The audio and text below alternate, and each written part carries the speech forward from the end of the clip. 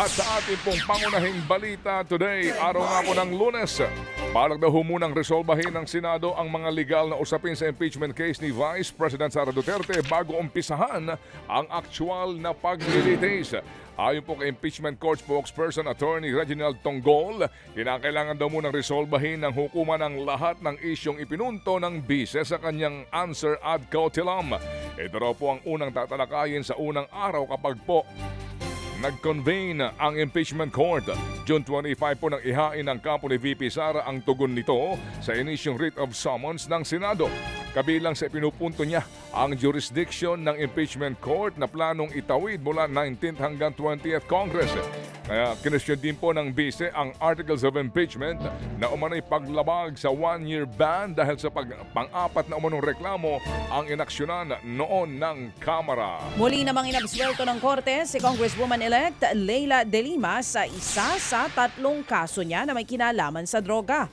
Ibinaba ang desisyon 2 buwan matapos i-remand o ipabalik ng Court of Appeals ang desisyon sa pag-absuelto ng mababang hukuman kay De Lima.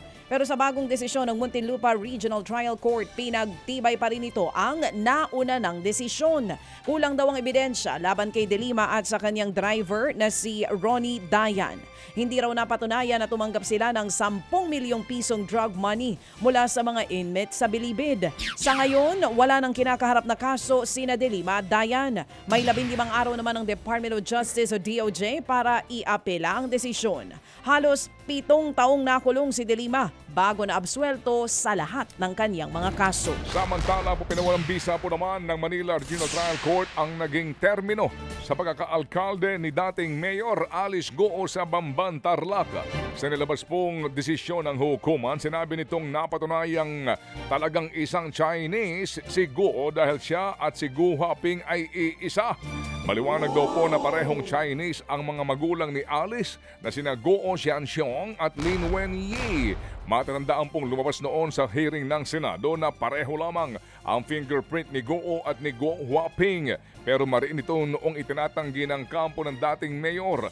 Ayon po naman sa hukuman, hindi sapat na patunay ng pagkataon at citizenship ni Guo ang kanyang hawak na Philippine passport. Sa ibang balita mga kapatid, nanawagan po ang Commission on Human Rights o CHR na magkaroon ng tulong-tulong na investigasyon ng iba't ibang ahensya para sa mga nawawalang sabungero. Ayon po sa komisyon, sana raw ay magtulungan ng CHR, Philippine Navy at Philippine Coast Guard para mahanap ang mga sabungero at makamit ang hustisya.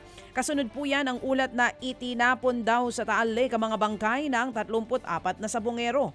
Una nang sinabi ng Department of Justice na maimpluwensya at makapangyarihan ang nasa likod ng pagkawala ng mga sabungero.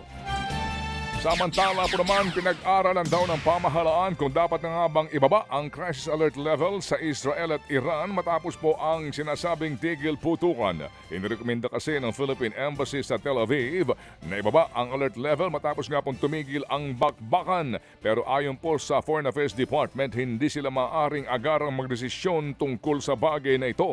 Suma total, aabot lamang sa higit na 300 OFW sa Israel ang humiling sa pamahalaan na makabalik sa Pilipinas. Pero higit 200 na ang umatras at nagdesisyong manatili doon.